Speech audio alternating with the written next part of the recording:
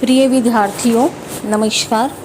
आज की कक्षा में हम ध्रुव स्वामिनी नाटक के द्वितीय भाग से पेज नंबर 32 और 33 को पढ़ेंगे। 32 तक के कथाक्रम में हम सब ने जाना कि ध्रुव स्वामिनी शकराज के शिविर में आ जाती है, जिसे कि रामगुप्त से शकराज ने उपहार स्वरूप मांगा था।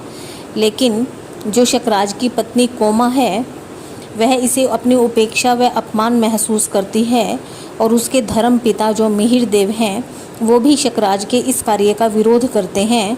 उन्हें भी यह कार्य बहुत अधिक अनुचित लगता है। तो शकराज अपनी समर्थन में कि उसने जो किया है वो सही किया है, इस बात का उत्तर देते हुए कहता है कि राजनीति के कारण, राजनीतिक प्रतिशोध के कारण, राजनीतिक बदला लेने के लिए उसने यह सब किया है। लेकिन वह प्रेम तो कोमा से ही करता है। उसने ध्रुव स्वामिनी को इसलिए मांगा है ताकि वह रामगुप्त को नीचा दिखा सके, परंतु वास्तव में यह सच नहीं है। आगे देखिए मिहिर देव क्या कहते हैं। मिहिर देव: राजनीति ही मनुष्य के लिए सब कुछ नहीं है। राजनीति के पीछे नीति से भी हाथ न धो बैठो, जिसका विश्व मानक के साथ व्यापक संबंध है। आचार्य मिहिर देव कोमा का पक्ष लेते हुए शकराज की भर्त्सना करते हुए कहते हैं कि आचार्य मिहिर देव शकराज, राजनीति ही सब कुछ नहीं है। मानवता राजनीति से सबसे बड़ी चीज़ है। तुम राजनीति के नाम पर न्याय और नीति को खो रहे हो, अर्थात न्याय का साथ नहीं दे रहे हो और नीति मर्यादा, मान मर्यादा को भी नष्ट कर रहे हो। वास्तव में न्याय और नीति का विश्व के साथ एक घनिष्ठ संबंध है। तुम राजनीति की धोखाधड़ी में सफलता पाकर चाहे कुछ समय के लिए अपने आप को चतुर समझ लो, लेकिन याद रखो यह सफलता क्षणिक मात्र है, अर्थात यह एक संदेह भ्रांति मात्र है। परंतु अर्थात राजनीति की साधारण छलनाओं से सफलता प्राप्त करके क्षण भर के लिए तुम अपने आप को चतुर समझने की भूल कर सकते हो, परंतु इस भीषण संसार में एक प्रेम करने वाले हृदय को खो देना सबसे बड़ी हानि है। शकराज, दो प्रेम करने वाले हृदयों के बीच स्वर्गीय ज्योति का निवास होता है। शकराज को मिहिर देव समझाता है कि जो तुम राजनीति के नाम पर ये छोटी सी सफलता प्राप्त करके क्षण भर के लिए अपने आप को चतुर समझने की भूल कर रहे हो, अर्थात ध्रुव स्वामिनी को भेंट में प्राप्त करके रामगुप्त को नीचा दिखाकर तुम अपनी सफलता समझ सकते हो, परंतु वास्तव में यह सबसे बड़ी हानि है। तो इस भयंकर विश्व में एक प्रेम करने वाले हृदय को खो देना सबसे बड़ी हानि होती है। अर्थात सच्चा प्रेम करने वाला व्यक्ति महान होता है, और जिसे वह सच्चा प्रेम मिल जाता है और वह अपनी गलतियों के कारण उसे खो देता है, तो वह उस खोना मानव की सबसे बड़ी हानि होती है। मिहिर देव शकराज को समझाते हैं कि कोमा भी उससे सच्चे मन से प्रेम करती है, अतः उसे खो देना शकराज की बहुत बड़ी हानि होगी। आचार्य मिहिर देव आगे शकराज को प्रेम के संबंध में बताते हुए कहते हैं कि प्रेम कोई साधारण वस्तु नहीं है, अपितु वह एक स्वर्गीय वस्तु है और मनुष्य को ईश्वर के द्वारा दिया गया एक सबसे उत्तम उपहार है। दो प्रेम करने वाले हृदय इस प्रेम की स्वर्गीय ज्योति से ही दीप्त रहते हैं, अर्थात प्रेम अत्यंत पवित्र वस्तु है, और जो इस पवित्र अनुभूति को प्राप्त कर लेता है वह सबसे ज़्यादा सौभाग्यशाली होता है। अर्थात कहने का अभिप्राय यह है कि यह संसार बड़ा ही विकट और कठोर है।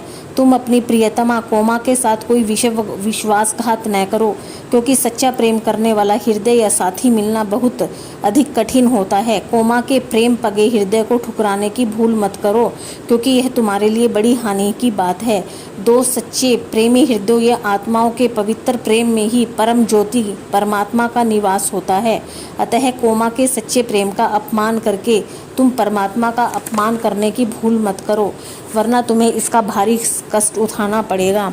शकराज, बस बहुत हो चुका। आपके महत्व की भी एक सीमा होगी। अब आप यहाँ से नहीं जाते हैं तो मैं ही चला जाता हूँ। शकराज मिहिर देव की ये सब बातें सुनकर बहुत अधिक क्रोधित हो जाता है और कहता है कि मुझे मत समझाइए कुछ भी। आपका महत्व भी यहाँ पर एक सीमा तक ही है। अगर आप यहाँ से जाते हैं तो जाएं, वरना मैं खुद ही यहाँ से चला जाता हूँ। मिहिर देव, चल कोमा, हम लोगों को लताओं, वृक्षों, चट्टानों से छाया और सहानुभूति मिलेगी। इस दुर्ग से बाहर चल।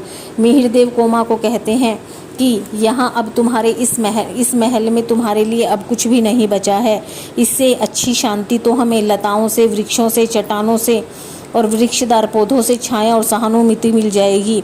इस दुर्ग के बाहर सब कुछ अच्छा है, अब इस दुर्ग में, इस महल में कुछ भी अच्छा नहीं बचा है। कोमा भर्राए कंठ से पिताजी खड़ी रहती है। कोमा भरे हुए कंठ से वहीं खड़ी रहती है और कहती है, मिहिरदेव बेटी हृदय को संभाल, कष्ट सहने के लिए प्रस्तुत हो जा। प्रताड़ना में बड़ा मोह होता है, उसे छोड़ने को मन नहीं करता। कोमा छल का बहिरंग सुंदर होता है, विनीत और आकर्षक भी, पर दुखदायी और हृदय को बेधने के लिए ही। इस बंधन को तोड़ डाल। मिहिरदेव कहते हैं कि बेटी तू हृदय को संभाल, अर्थात मिहिरदेव कहते हैं कि पुत्री अपने हृदय को संभाल लो और संसारिक कष्ट सहने के लिए तैयार हो जाओ। जिस शकराज और उसके निवास स्थान से तुम इतना मोह कर रही हो वह वास्तव में एक छलावा है। मैं यह जानता हूँ कि जो छलावा होता है एक बड़ा ही मनमोहक और आकर्षक होता है, जिसको छोड़ने के लिए किसी का भी मन तैयार नहीं होता है।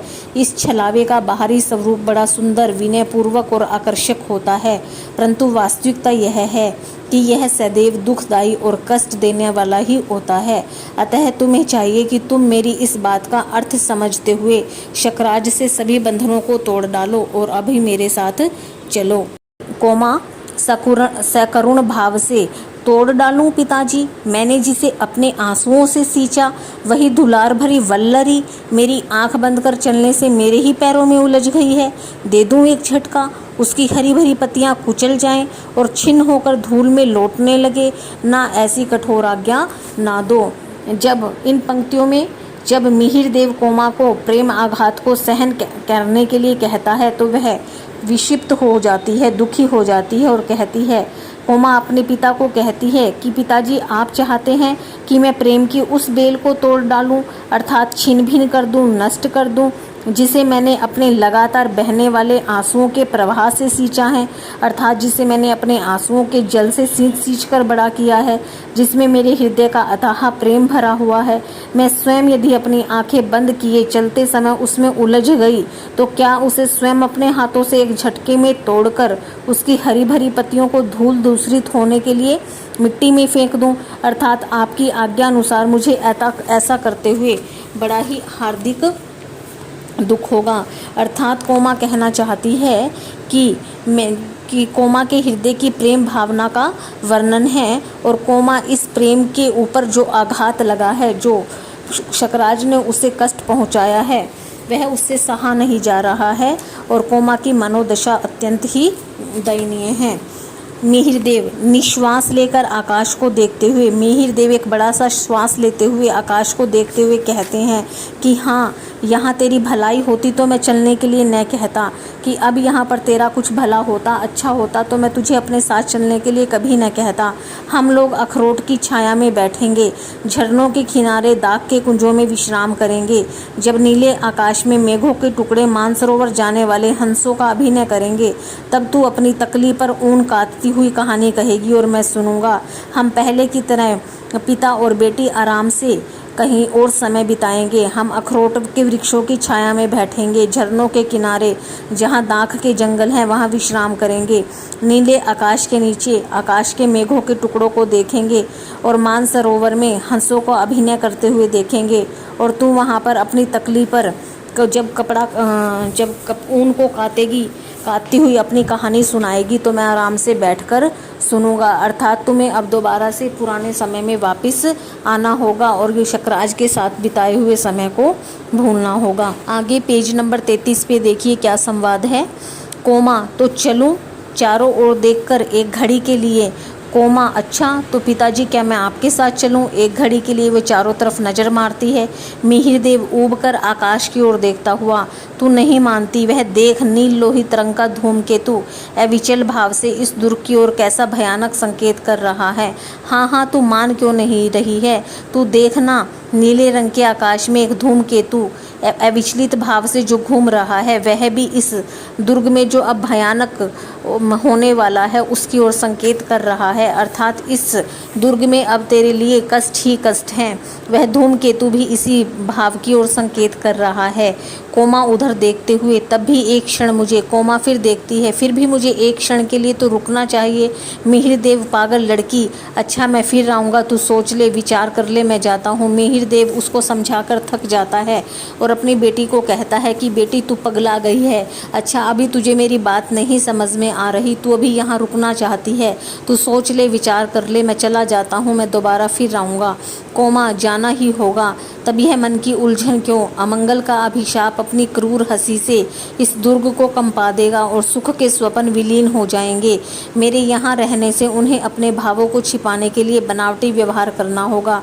पग पग अपमानित होकर मेरा हृदय उसे सह न सकेगा, तो चलूँ।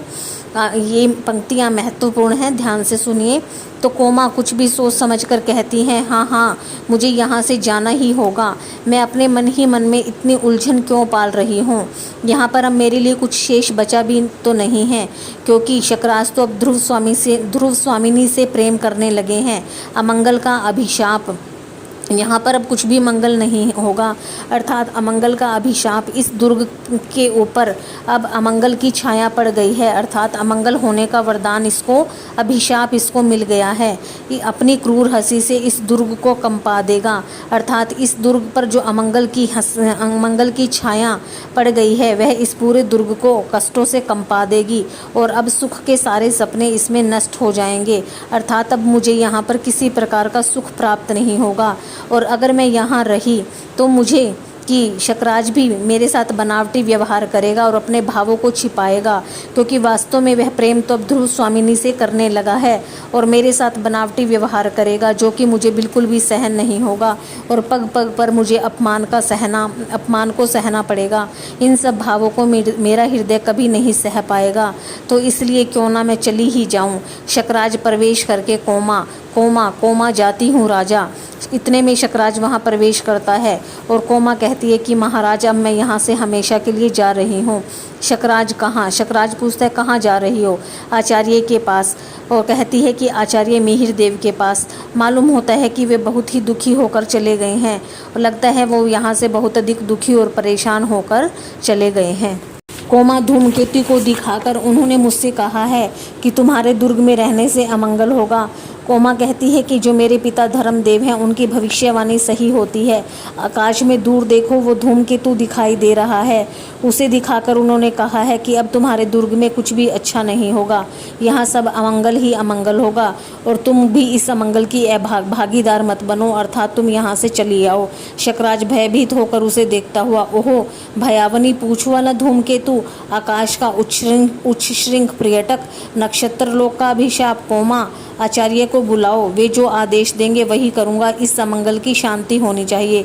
शकराज भी जब उस आकाश में भयावनी पूंछ वाले धूमकेतु को देखते हैं तो डर जाते हैं और कहते हैं नक्षत्र लोक क्या वास्तव में ही मुझे अब अभिशाप दे रहा है? कोमा अच्छा तुम आचार्य मिहिर देव को बुलाओ, वे भी जो भी उपाय करने के लिए कहेंगे मैं उनके आदेश को मानूंगा और वह उपाय करूंगा, लेकिन इस अमंगल की शांति तो होनी ही चाहिए। कोमा वे बहुत चिढ़ गए हैं, अब उनको प्रसन्न करना सहज नहीं। वे मुझे अपने साथ लीवा जाने के लिए मेरी प्रतीक्षा में होंगे। कोमा कहती है कि वे मुझसे बहुत अधिक खिंच गए हैं, अब उन्हें प्रसन्न करना आसान नहीं है। वो मुझे ले जाने के लिए मेरी प्रतीक्षा कर रहे होंगे। शकराज कोमा तुम कहाँ जाओगी? कोमा पिताजी के साथ। शकराज कोमा से पूछता है कि तुम कहाँ जाओगी? तो कोमा कहती है कि मैं अपने पिताजी के साथ जाऊँगी। तो बेटा आज हमने यहाँ तक का संवाद पढ़ा, तो आप सभी इसको अच्छे से समझ लेंगे। आपकी हिंदी प्राध्यापिका डॉक्टर सुषमा, हिंदू कन्या महाविद्यालय जींद, हरियाणा। धन्यवाद।